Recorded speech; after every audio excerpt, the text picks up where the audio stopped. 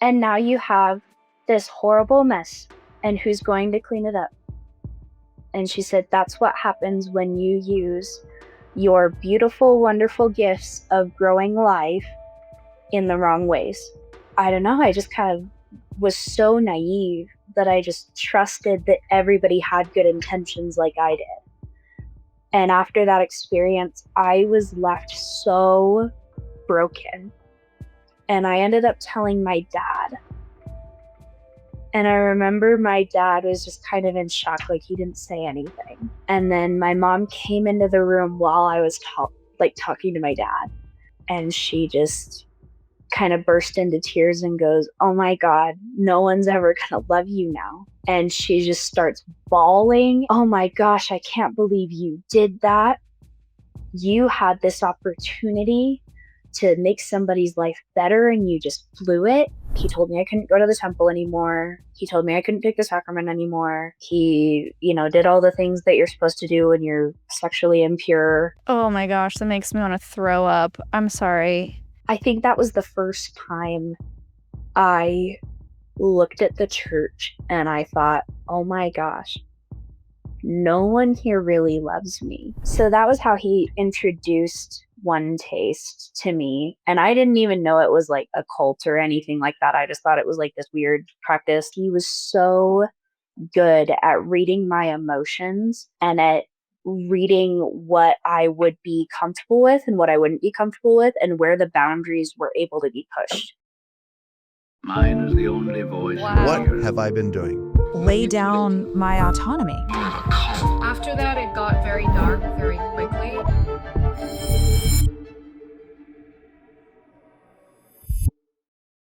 Hey guys, my name is Shelise Ansola, and this is Cults to Consciousness, where we discuss leaving high-demand religions or organizations and finding healing and independence through awareness and true individual sovereignty. If you're catching up on all of our episodes over on the podcast apps, but you would prefer to see our faces, as always, you can go to our YouTube channel at Cults to Consciousness. It's the best way to support the podcast when you interact with the post in any way, shape, or form. Liking, sharing, commenting, of course, subscribing. It's actually pretty crazy. We looked at the stats, and most people who watch our videos are not subscribed. I want to say it's like 60%. So it would mean so much if you regularly view the channel, hit that subscribe button, hit the bell so you don't miss any episodes. Today's guest, she reached out to us through our jot form. Again, if you are interested in sharing your story, you can fill out that form in our About section. It helps keep all of our guests in one place, our potential guests in one place. Today, we're talking about the home team cult in addition to an orgasm cult. And you're probably like, wait, what? We did an interview a long time ago with someone. He was part of the documentary Orgasm Inc. And we got some interesting feedback from him. And I think maybe he wasn't totally deconstructed. And it was one of the interviews that most people are like, I don't know about this. But today's guest was on the periphery of that. So she started in Mormonism, and we're going to talk about the ways in which being in that high control group and the conditioning that we're given as women made her more vulnerable to almost joining a second cult, OneTaste, being pushed on her by her then boyfriend, and how he was using her past to manipulate her and exploit her. So thank you so much for joining us, Katie. Hi, it's great to be here. Yeah, so I appreciate you reaching out. And obviously, anytime we have Mormonism, I can deeply relate to our guests and provide my own 2 cents. I'm going to try not to talk too much, though, because you have a lot of your own story to share, from growing up in the church to almost joining another cult to BYU, Idaho, which is, I think, from what I've heard, the strictest Mormon university that you can go to. Yeah, it was definitely an experience.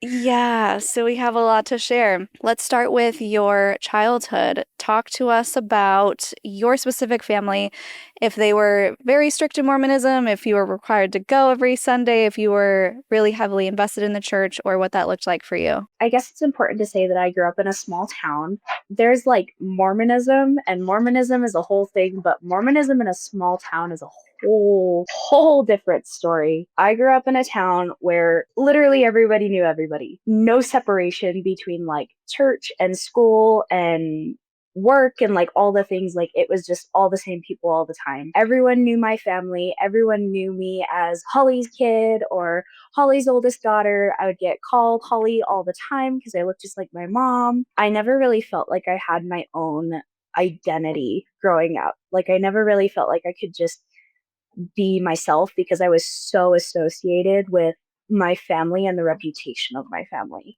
My mom was the Relief Society president, like all growing up.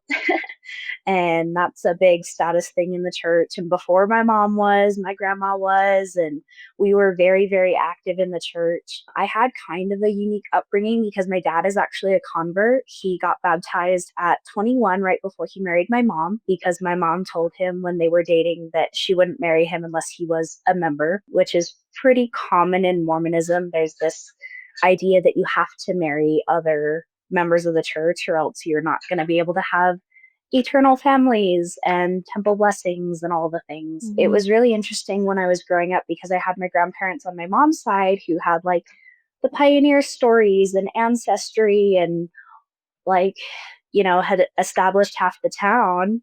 And then my dad's side of the family, my dad was a military kid. He wasn't from here. And his family was Lutheran. You know, they were good Christian people, but they weren't Mormon by any means. And they were very laid back and very like, you know, God is good, God is great, and we're going to go to church on Christmas and Easter, and that's good enough for us.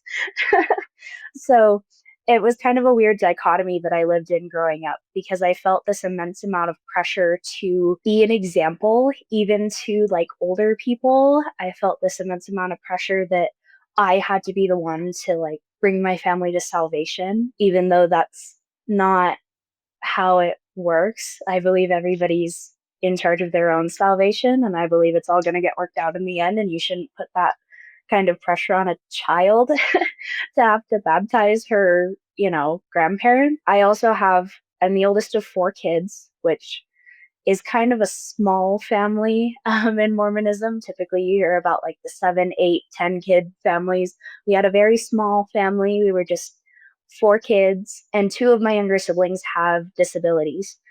And so I also got a different perspective because having a sister who's on the autism spectrum, who didn't really understand the doctrine but was still growing up in the church, I got this understanding that she didn't need to commit to the church the way the rest of us did. She was still baptized and everything, but she's not going to get her endowments out. She's not going to go to the temple because she doesn't need that commitment to be saved. Even in Mormonism, that's the teaching. Yeah. Can we pause there for a second? Because I think it's Yeah. important to note for people who aren't familiar.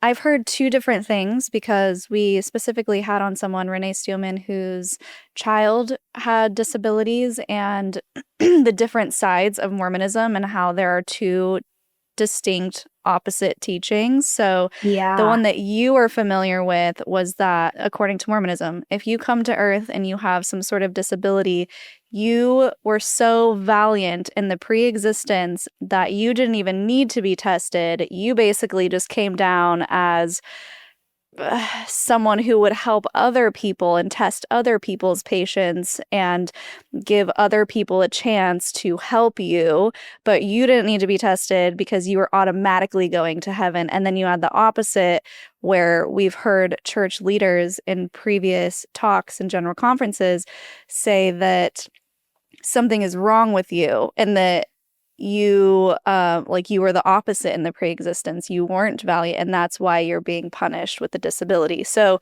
you heard the former, right? Yep. So I was always told that my sister was sent to us and sent to our family specifically because she was preordained to go to our family and that we were super blessed to have her. And I mean, she is such a blessing in my life. Like, I love her to death. And I personally choose to believe that not that she was more perfect or more valiant in the pre-existence. I don't know what happened before or after this life. I'm just here.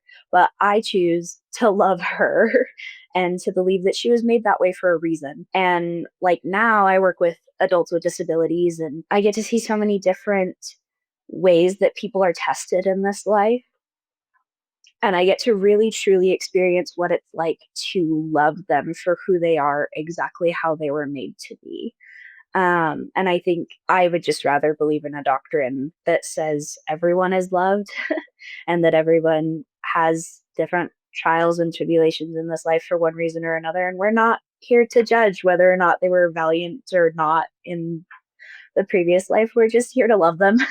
We're just here to love everybody. That's how I live my life, is just, I just want to love them. Yeah, and this is also a tangent, but I just want people to understand that that's not the only thing that they claim to know from the pre-existence. One of the hard truths, the very, very, very racist truth that they perpetuated when, I don't know, before the 70s, I guess, before they changed the law about Black people being able to go to the temple or hold the priesthood, was that in the pre-existence, they were fence sitters and they didn't choose Jesus or Satan. They were kind of like, I don't know. And they were, quote, cursed with the color of their skin.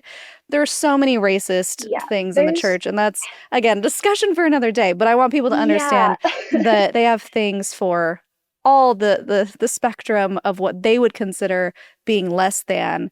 If you're not white, straight, all the things, Yeah. they have explanations for that. So anyways, you were basically parentified at a young age, not saying it's a bad thing, but you took on the opportunity to take care of your younger siblings and you took on this responsibility and you took on, like you said, the responsibility of trying to convert other family members. And you saw your mom probably said, flirt to convert. I converted your dad. And so those are kind of the things that are working in the background, just so people have a context for where we're going from here.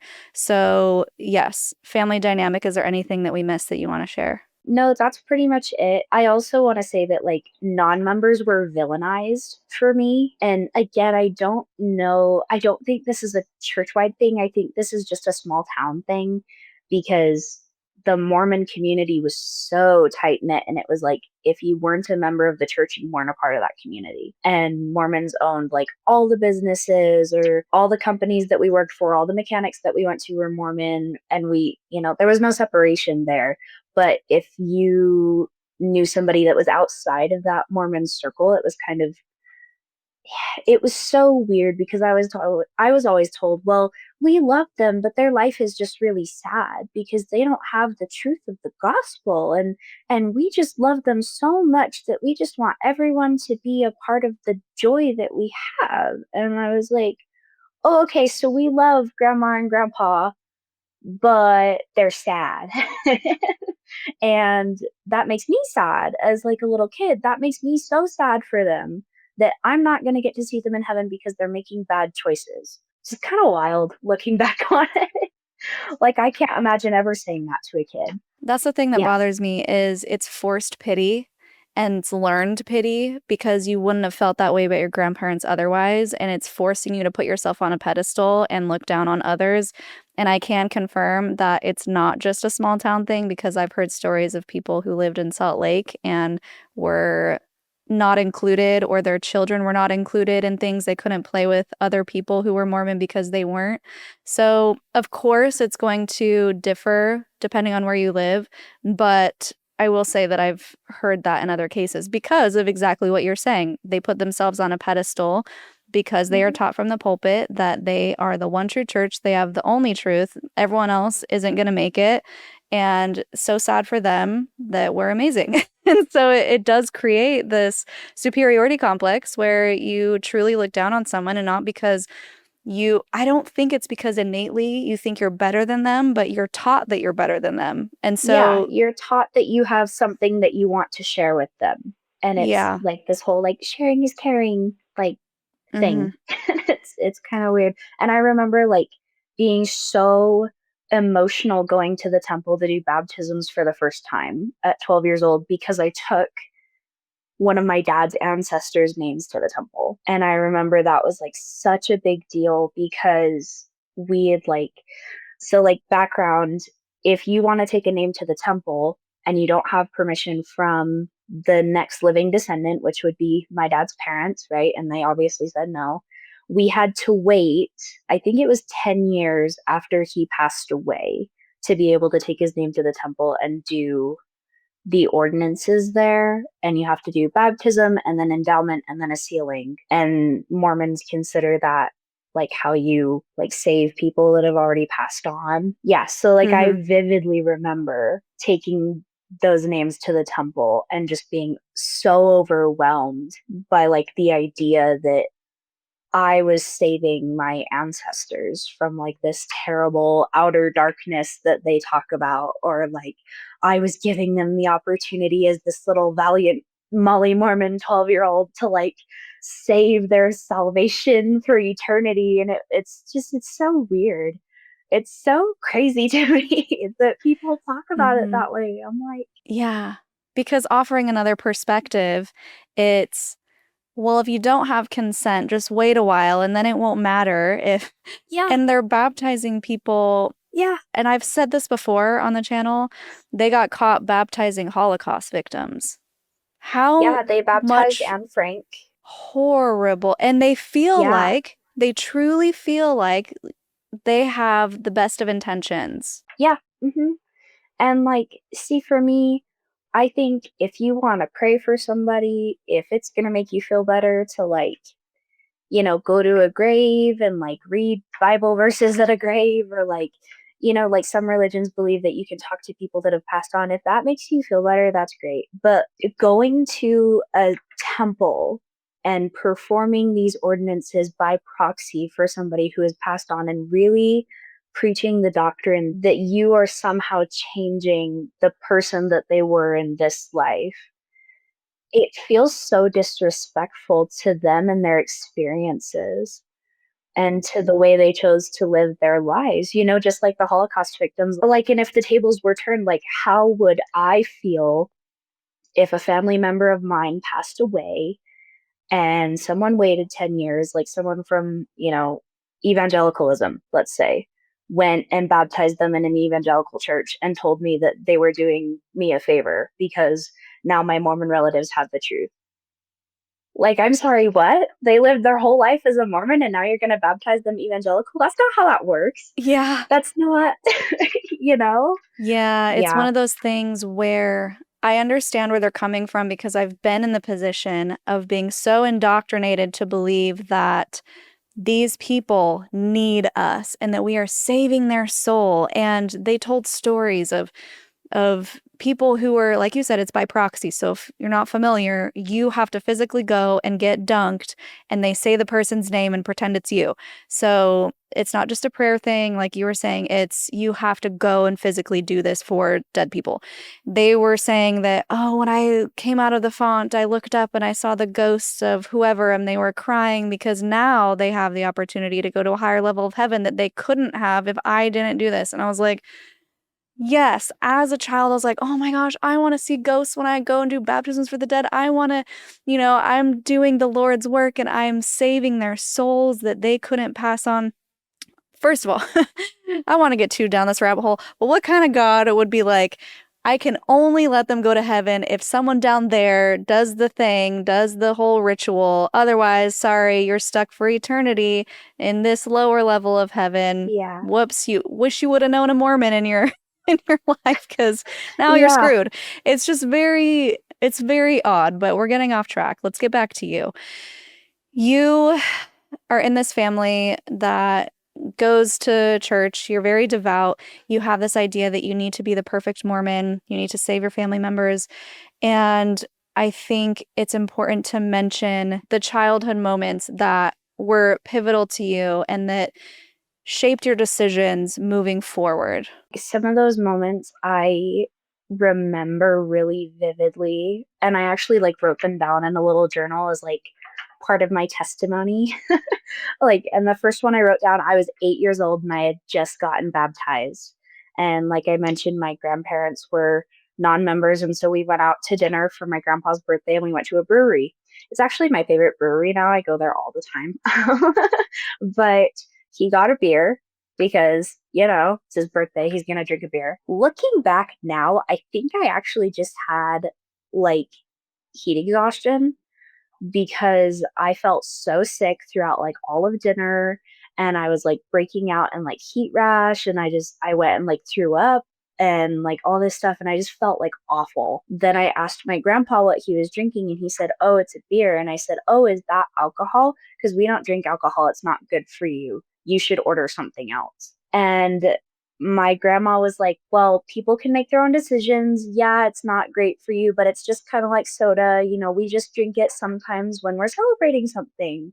And my mom goes, "No, we don't drink alcohol. And I can't believe you would expose my children to that." And she goes on this whole tangent. And we ended up leaving dinner early. And afterwards, my mom told me, she said, "You know how you were feeling sick beforehand?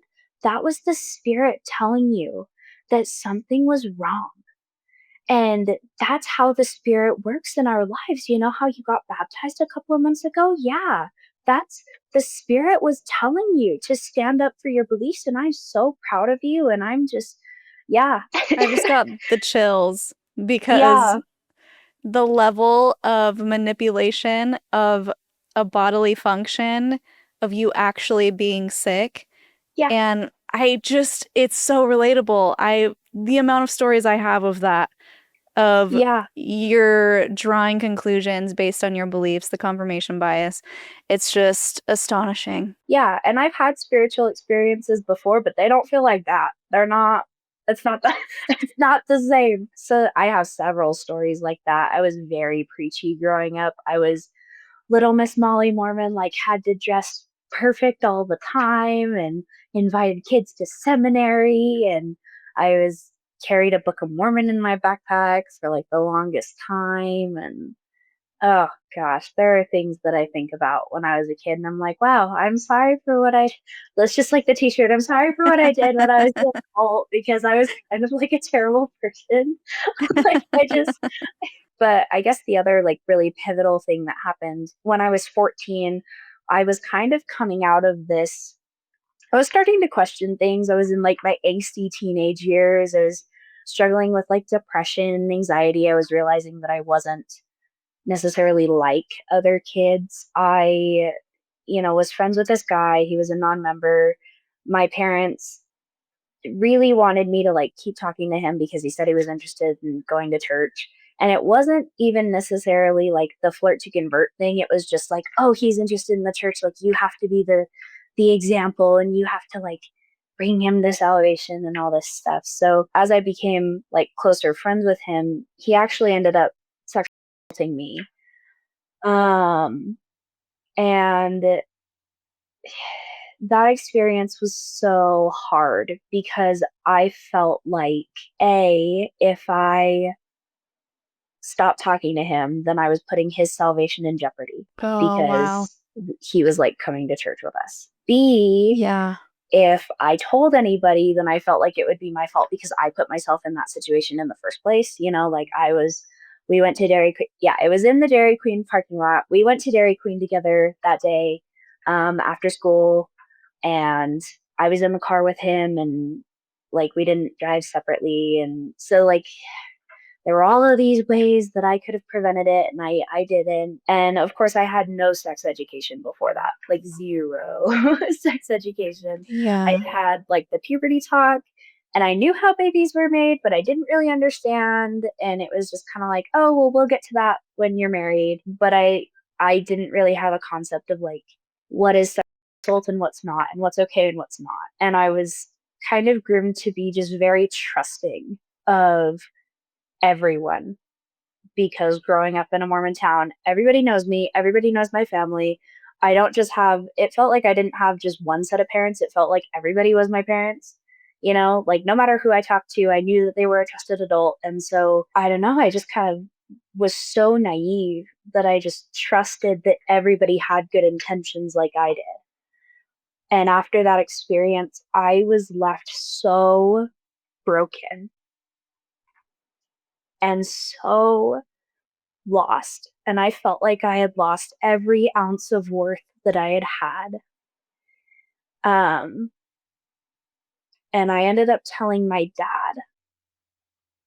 And I remember my dad was just kind of in shock, like he didn't say anything. And then my mom came into the room while I was talking to my dad. And my dad like kind of told my mom what happened, and she just kind of burst into tears and goes, "Oh my God, no one's ever going to love you now." And she just starts bawling, and she was so distraught. And she goes, "Oh my gosh, I can't believe you did that. You had this opportunity to make somebody's life better and you just blew it." And she just starts kind of going on and on and on about all of these things that I did wrong and how could I do this, and she raised me better than that, and I was supposed to be smarter than that, and you know like all of these things. And Blaming you, victim blaming. yeah, completely victim blaming. And like looking back, I think my mom was projecting her trauma onto me, because I think something happened to her as well and she's never processed it. And so she was so upset that that had happened to me, that everything she thought about herself, she was now telling me. But at the same time, that doesn't justify that. Yeah. I was 14. I was a kid. And he was like 16. He was just a kid too. Like that doesn't justify something, but we were both just kids, you know? We both didn't really have an understanding of what was going on. And I needed someone that was going to let me know that it was okay, that it was going to be okay. Because I have anxiety. I was raised to have anxiety. And that definitely didn't help me get through any of it. If anything, it made it 10 times worse. Wow. I'm so sorry that happened to you. And the reactions that were so unnecessary and uncalled for and damaging, because you're already dealing with this trauma and then now they're layering guilt and shame on top of you, which the Mormon church is famous for. They just love making you feel ashamed of yourself, especially women. I feel like it's their only mission sometimes, making us feel horrible for not doing everything exactly the way that they want it. And this idea, it was one of my biggest things too growing up, this idea of sexual purity being the main thing that should be attractive about you, is having your purity and saving it for marriage. And not that that's a bad thing to save it for marriage. The fact that you are shamed into it and guilted into it. And if something happens to you, it's your fault. And now you're not worthy anymore and you're going to have to repent. I mean, it's just so backwards and harmful, especially for these young girls who are just trying to navigate being a teenager. So, wow, I'm sorry that that happened to you. After that, after I told my parents, my mom called and she scheduled a meeting with the bishop, of course, because you have to tell the bishop everything. So my mom called and scheduled a meeting with the bishop, and I went and met with him like that Wednesday night. And I just sobbed and cried, and I told him everything, because that's what you're supposed to do. You're supposed to confess to Yeah. the bishop. And again, growing up in a small town, this was a man that had known me since I was little. This was a guy that was at my baptism. This was a guy that, came to every big event in my life.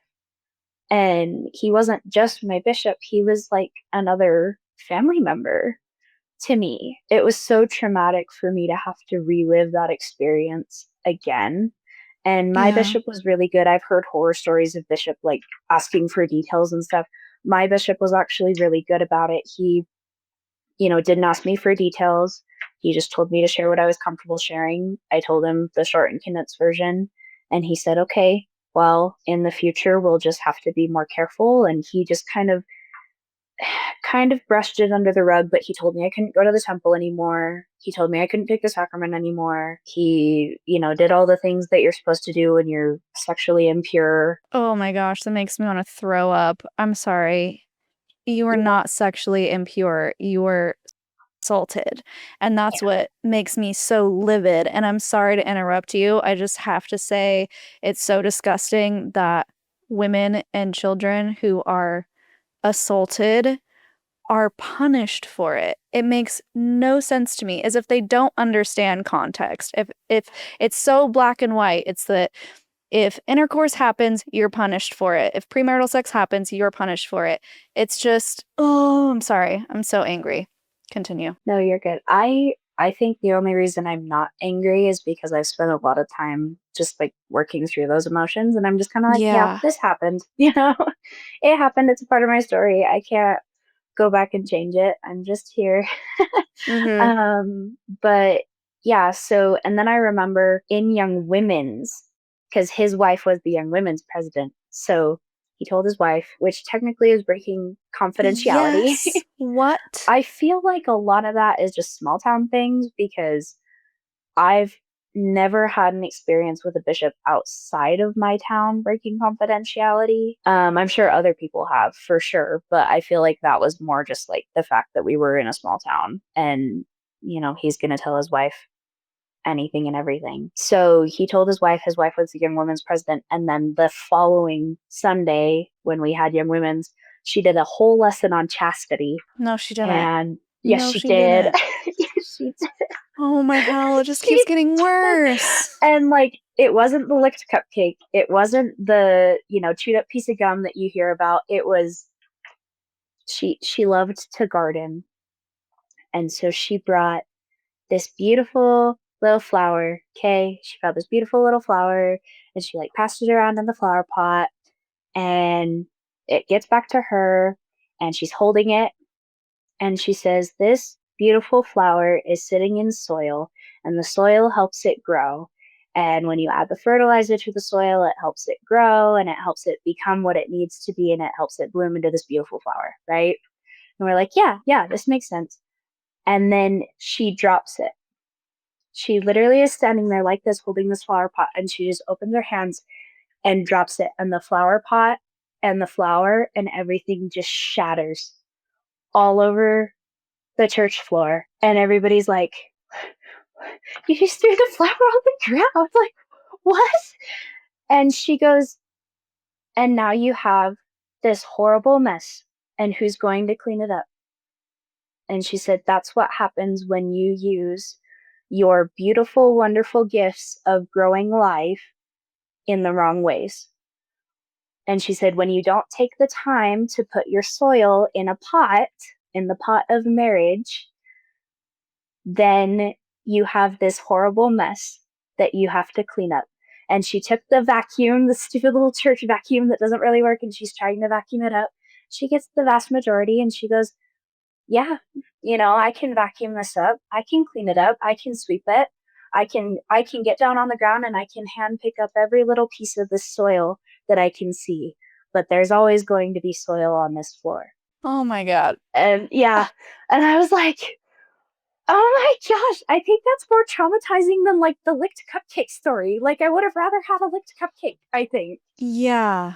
because oh my gosh." Just pouring salt into an open wound for with a teenager. Yeah, and I'm sitting there like sobbing, just absolutely like inconsolable, and everybody's Wait, you were looking at me crying in like, class? yeah, I was just absolutely Oh, like sobbing because I was a crier and I couldn't get it together. And one of the other leaders is like trying to like calm me down, and all the girls are looking at me like, what is wrong with her?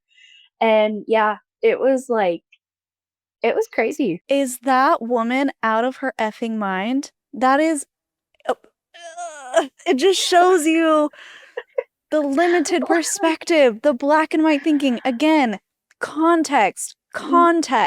Guys, use your Yeah. brains. Holy cow. Yeah. It's so frustrating that we have regular people teaching these classes to vulnerable populations, to the young women, to the children, bishops who are not qualified. That doesn't make it doesn't make, quote, confessing your sins any better, but get someone in there who understands trauma, who understands assault, who understands these things, because they are not qualified to be handling these situations. Yeah. And I mean, like, I love her as a person. I love her. She's like another grandma to me, right? Like she's great. She's a wonderful person. She's very caring. She's very sweet and all of these things, but I think that was the first time I looked at the church and I thought, "Oh my gosh, no one here really loves me. No one here really cares about me. They just Mhm. care about my actions." Yeah. And they care about, the type of narrative that I present to the world, even if it's not a genuine one. And I just want to triple down on this. We are not saying she's a bad person. We are saying she is indoctrinated to be doing these things. I bet she is an amazing person. And I bet she deep down was like, this is how I get through to her. This is how I stand as a leader and teach this young girl what she should be doing instead of what she did do. She probably thought she was doing the best thing that she possibly could because she was probably raised in the same church with the same ideas of this is how you check off all the boxes and be a good person, and this is how you get to the highest level of heaven. And she probably thought, oh wow, this is my chance to help this girl take a turn for the better, and I'm going to step into that, and I'm going to do the best I can. She did the best she could with the information she had. I feel like if she watched this, she would be horrified.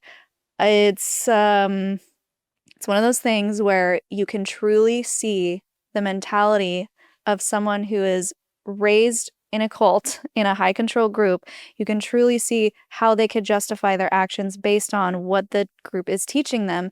And of course, your reactions. And that's why we have this channel. We want people to understand and be compassionate for those who have literally been under mind control, because that's what's happening here.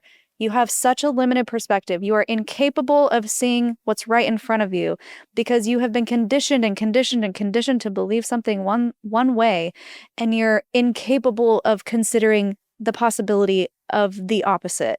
And so I just wanted to drill that home. We are not trying to demonize anybody. We're trying to expose the backwards mentality that is so harmful, and why I say over and over that Mormonism is a psychological cult, because this is a prime example of not seeing what's right in front of you and thinking that you're doing the right thing when you are continuing to traumatize children. Yep.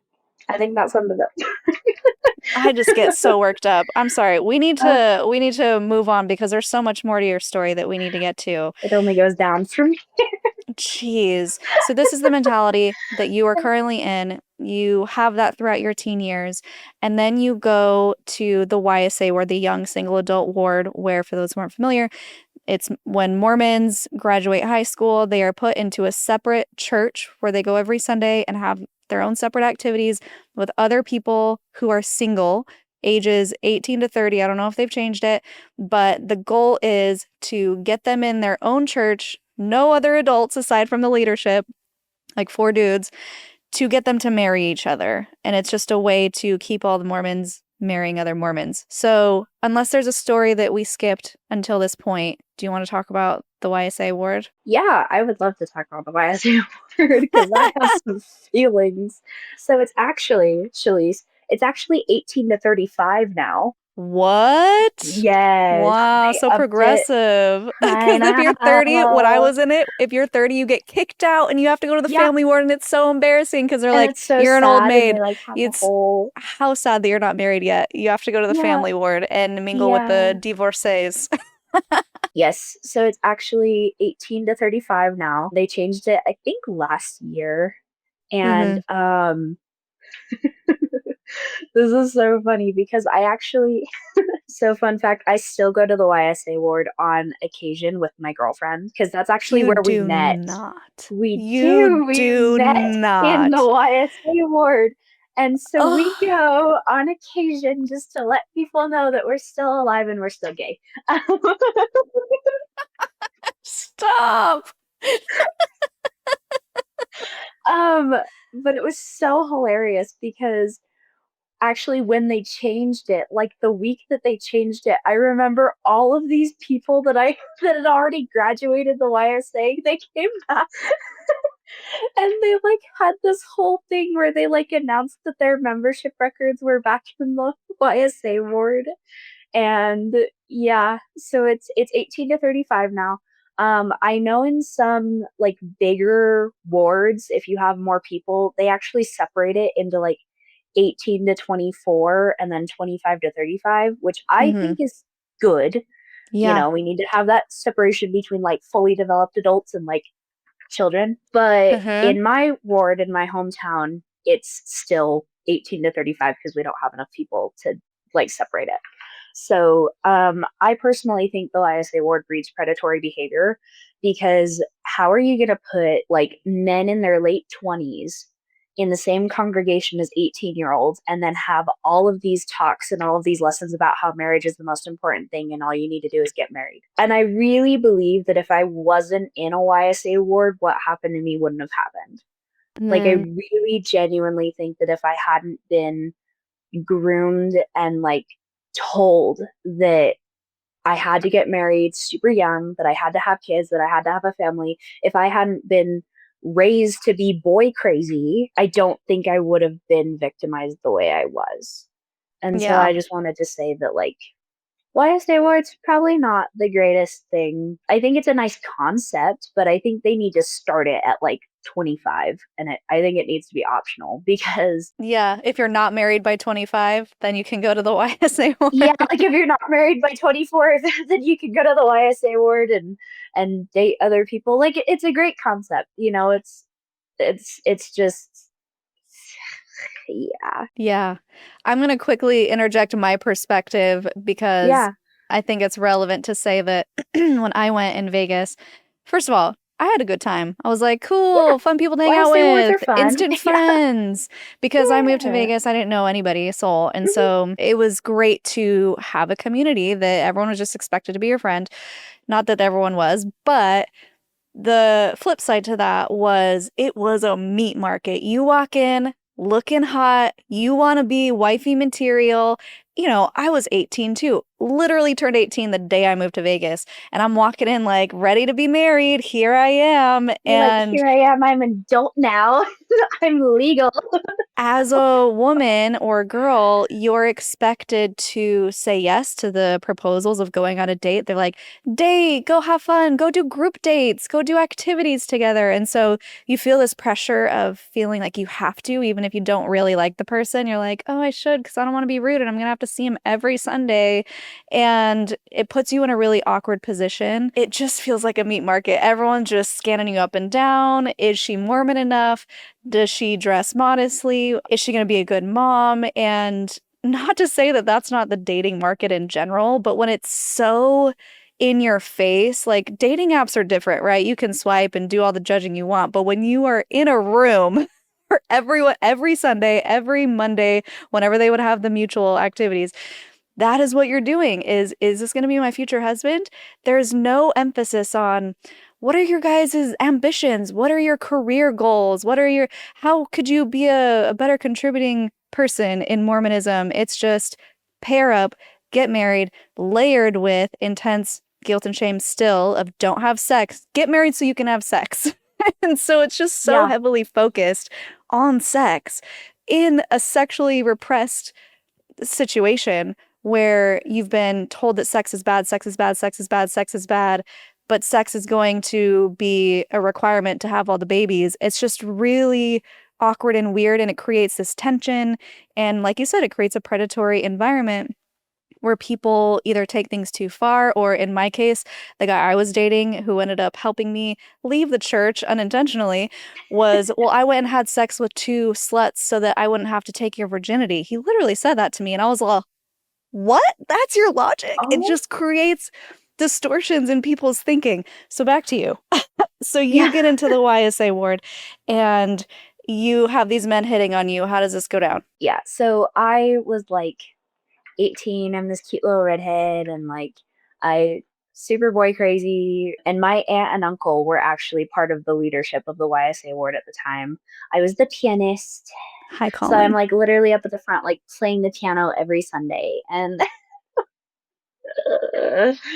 gosh, I was friends with this girl who was also 18. We didn't graduate from the same school, but I knew her from like growing up in the Mormon circle. You know, like I knew her from like activities and stuff. Her name was Audrey. So she and I were the same age. We both joined the YSA ward like the same Sunday, like right after we graduated, because the rule is you have to be 18 and you have to be graduated from high school. At least in my hometown, it was.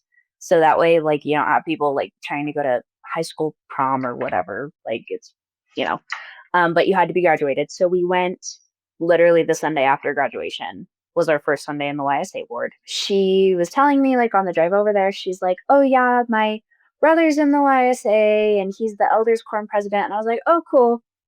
First couple Sundays, I'm just meeting people. I'm a social butterfly. So I'm just kind of getting to know the vibe and all the things, and this guy comes up to me, and I was so like not attracted to him, like at all, in any way, shape, or form. I was not attracted to him. But again, just like you said, you have this like immense amount of pressure that you have to be a people pleaser, and it's so rude if someone asks you out and you say no. And so he asked me out, just like straight up was like, "You're pretty. I want to go out with you." And I was like, "Okay, sure. I guess we can go out." And Shelise, this is so bad. His idea of a date was staying after an activity in the church building and playing board games. Mm-hmm. That was what we did because he had keys to the building. And so he just like told everybody that he would like lock up or whatever because he was Elders Quorum president. And we literally just stayed after in the building and like played board games in the, yeah. I bet that Yeah. was the biggest flex for him. Like, I have keys. We'll stay late. Literally any chance he got, he was like, "We should go to the church. We should just go to the Institute building." And I'm like, "Why are we going to the Institute building? Like, are you not going to take me to get food? Like, are you not going to like take me for a walk? Like, do something normal." So I found out later that it was actually Audrey's brother who was asking me out. And she was like, she kind of did like the little sister thing that was like, "Oh yeah, my brother's weird, but like, I guess we just get to hang out more, you know?" Because whenever I would like go over to their house to like hang out with her, he would always like be there. He was 27, but he originally lied to me about his age. He originally said he was 24. And Audrey also said he was 24. So I was like, okay, What? cool. Like, yeah. And in my like 18-year-old brain, I was like, 24 isn't that bad. It's all like 6 years older than me. It's still really bad. But yeah, in my 16-year-old brain or 18-year-old brain, 24 wasn't that bad. And then I found out he was 27 and I was like, "Oh my gosh, he's so old." Yeah, and he kept asking me out is the thing. Like we didn't just stop after one date. Like he kept asking me to hang out. And again, anytime I hung out with Audrey, he would just like third wheel. And I remember going on like temple trips with them because we have a temple in my hometown now, but back then we didn't. The nearest temple was 3 hours away. And so Whoa. anytime we had a temple trip, we would all carpool together, like the whole YSA ward. We would all plan a day to go and we would all carpool together. We would go to the temple and then we would go to like, you know, get pizza afterwards or go to the zoo or something fun. You know, we always just made like a day trip of it. And then we would all drive back. He would always like want to carpool with us going to the temple because we went to the temple, I want to say like once a month. We would just go on like a Saturday. As I kind of got to know him more and as I got to know people in the YSA more, I started hearing these like stories about him. And I heard that he had always dated like the closeted lesbians. I feel like, and I say that because he actually dated my current girlfriend before he dated me. Oh Like my right before gosh. he dated me, that was how we met. What? Was we both dated him and she came up to me one day and was like, "You need to get out of this. This is weird. Like he's weird." And after we broke up, we like compared notes Uh-huh. and found out that he like had used all the same like manipulation tactics on the both of us. But anyway, sorry. Back to like the timeline of things. As I got to know him more, I realized that he was always like looking for the women that were independent, I guess. Like he had a weird fetish for like women that were very strong-willed and very just like up in your face. And he actually told me that. He actually told me that like it turned him on that I was a redhead and that I like had this passion for life and that I wanted to go off and explore the world and like do things and like what 18-year-old doesn't want to explore the world and do things. I think he was just a pedophile, to be completely honest. He had a very like submissive nature and he was always very soft spoken. Like he just made me feel, I don't even know how to say it. he made me feel like I was his whole world. Like everything about me, he just like pretty much worshiped the ground I walk on. It was so creepy and so weird, but in a way, it made me feel like I had value again. Yeah. Because by that point, everybody knew who I was. Everybody knew that I had this like past, that I had like had sex before, and it was very like hush hush. Like it wasn't like anybody talked about it openly, but it was like the rumors. And anytime I walked into a room, I knew people knew, and I knew people were talking about me.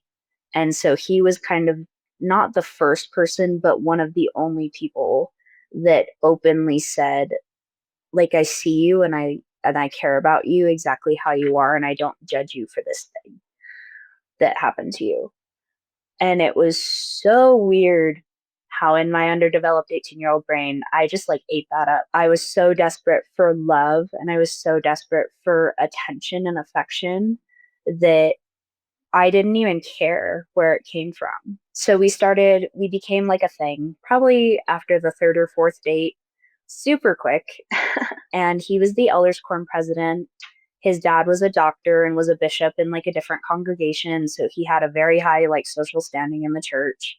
So when I was dating him, everybody, it was kind of like this weird, like they treated me almost like a matriarch of the YSA ward, because he's the elders quorum president. He's the patriarch of the YSA ward, aside from like the bishop and stuff. And then there's me, and I'm his girlfriend. And I was like put on this pedestal almost. And I remember like all of a sudden when I started dating him, I got asked to teach lessons all the time. And I got asked to give talks in church all the time. And people told me that like my testimony was just so like empowering and so inspiring and like all of these things. And so all of a sudden I had all this attention. And again, as an 18-year-old, like what 18-year-old doesn't like being the center of attention? And yeah, I still had the people that were like whispering behind my back kind of and talking about like, oh, he's weird, I can't believe she's dating him and stuff, but I didn't really care. And also the way I saw it, I wasn't going to stay in the YSA ward for very long. I was getting ready to go off to college. And so what was, I didn't really care what people thought. I thought, well, I'm going to leave this stupid town anyway. People can talk about whatever they want to talk about, and I'm just going to go and live my life and go be in college. It's definitely weird looking back on it. So how long did it take for him to bring up OneTaste? And wait, let me preface this. OneTaste, the orgasm cult. For context, for those who aren't familiar, OneTaste is a company started by Nicole Daedone, who was actually just convicted, and I'm going to read it on my phone because it's a lot, convicted of subjecting their victims to economic, sexual, emotional, financial, and psychological abuse, as well as surveillance, indoctrination, and intimidation. So it says, when sentenced, Daedone and Cherwitz, who is her company's former head of sales, each face up to 20 years in prison. A little bit of backstory. So they started this company and it was supposed to be about female pleasure, which I'm all for, except for the ways in which they went about it. We're trying to get women on to tell their story, so stay tuned for that. But it's basically centered around how to make a woman orgasm, but in the process, they end up exploiting women by, if they're living in the commune, expecting them to be the demo models for these rich men who are coming in to basically just get a fill, pay a bunch of money, learn how to, quote, make her get off. A lot of exploitation and everything that we just mentioned. So your current at the time, boyfriend was involved in this. And then how long did it take before he's like, so have this thing I want to show you? As I was kind of getting to know him, he slowly started to like manipulate me into like trusting him, like really like trusting him and opening up to him. I believe that he specifically searched for people that had sexual trauma before, and I'm a very open person. Again, small town, so like everybody knew, it wasn't a secret. And at that point I was like, yeah, this happened to me, like it's whatever. And I was kind of trying to take back my story by just being open about it, because I was tired of people just gossiping about it and not really knowing what happened. When he asked me about it, ultimately I said, yeah, I was SA'd. This is how it happened, and I'm still kind of struggling with this. I'm still kind of struggling with like my self-worth and all the things. I was very open. And after he learned that, it was almost like he got a twinkle in his eye. And he was like, oh, well, I actually, when I was doing summer sales, I was living in California and I went to this like retreat where they talked about how to deal with sexual trauma. And I was like, oh, okay, that's cool, right? And I was like, well, you'll have to like send me an article about it or something because I've always been a nerd. I've always been like a researchy person. And so I was interested in it. I was like, well, talk therapy hasn't really worked for me.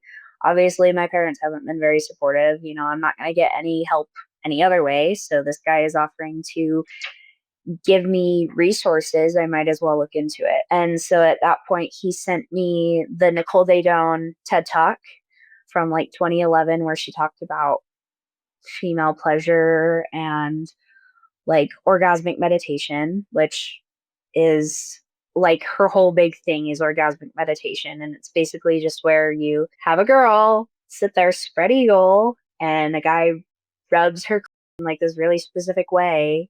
And it's just all about female pleasure for like 15 minutes. And I listened to that TED Talk and I was like, wow, that is like a lot. And I was kind of freaked out by it because growing up Mormon, I was like, what's a like, what even does that mean? Right? He was heavily addicted to porn as well. And so he just got like really weird and like really oddly specific with me about like, oh yeah, like this is what I'm into and this is what I like and all of these things. And this helped me work through my sexual trauma. You should try watching porn because it really helped me like get rid of the like stigma around sex. And I was like, Oh that's boy. weird. But I tried it and then I had a raging addiction for like 3 years after that. And it was awful. Like he got me into all of these things and like, yes, I was stupid for like, I look back on myself and I go, oh my God, I was so stupid. Like, why would I do that? You Like weren't who in their right mind stupid. would do that? But at the same No. time, I also go, but I was a child and he was 27 and he was actively trying to manipulate me. Yeah. And I grew up in this environment where I just trusted people. I just trusted people and I just trusted that they had good intentions. And even though it was bad, it wasn't as bad as having sex. Mm-hmm. And even though like masturbation was bad, it wasn't as bad as having sex. And so I kind of justified it in my head, and he kind of justified it to me as, well, oh, we're going to find these loopholes so that you can work through your sexual trauma so that when we get married, you don't have this trauma anymore and we can just have normal sex. Mm-hmm. I don't think in my head I ever thought I was going to marry him. I think I kind of thought like, oh yeah, well, it's going to be good to like work through my sexual trauma for like when I do get married, but I'm not going to marry you. But he totally thought he was going to marry me. And so it just started out with like those little tidbits of things that he would drop. And whenever I would be like, no, I don't like that, or no, I'm not into that, he would back off. And it was very calculated for over months of talking. And he would send me articles all the time. He was like a super nerd. And so he would be like, oh, I just read this article about autism. You should read it because you have an autistic sister and this is like really good resources. And oh, I just read this book and you should read this book. And oh, like it was just 90% of our conversations was just him sending me things that he thought I should look into that he thought would be beneficial for my life. And some things I did look into and some things I didn't. But the way he manipulated me was he was so good at reading my emotions and at reading what I would be comfortable with and what I wouldn't be comfortable with and where the boundaries were able to be pushed. He realized very quickly that he could push my boundaries when it came to my trauma because I had no other resources. He realized very quickly that he could put himself kind of as a mentor almost of like, oh, I've been through this before, so I'm going to help you through it. And I love you, so it's okay. And we're going to get married someday. So like, it's okay for us to talk about this. So that was how he introduced OneTaste to me. And I didn't even know it was like an organization or a cult or anything like that. I just thought it was like this weird practice that, like, you know, people did to work through sexual trauma. And I thought it was going to be totally enlightening. And so he waited until I said one day, you know, that I think I wanted to try it. So we did. We did an orgasmic meditation session. It turns out we had a lot more to get into when it came to the aftermath of being on the sidelines, the periphery of the cult OneTaste, and her experience within BYU, Idaho. So this is going to be 2 episodes. Make sure to subscribe, hit the bell so you don't miss the drop of the second one. We will dive further into the horrendous effects of almost joining OneTaste because of the indoctrination that her boyfriend was involved in, and how that informed her choices at BYU and eventually led her to leaving the Mormon church altogether. Make sure to leave those words of encouragement down below for Katie. It means so much to us, so much to our guests. It boosts the algorithm. That's the best way to support the podcast: liking, sharing, commenting. If you want to support further, we have a Patreon, patreon.com/cults2consciousness. We have merch, as Katie mentioned. I'm sorry for what I said when I was in a cult. Our best-selling t-shirt you can find at cults2consciousness.com under the merch tab. If you like this episode, I'll link 2 more down here below, including Katie's part 2, which we will also link in the description, as well as where you can find her on social media. Thank you so much, and until next time, follow your highest excitement, be conscious, and be well.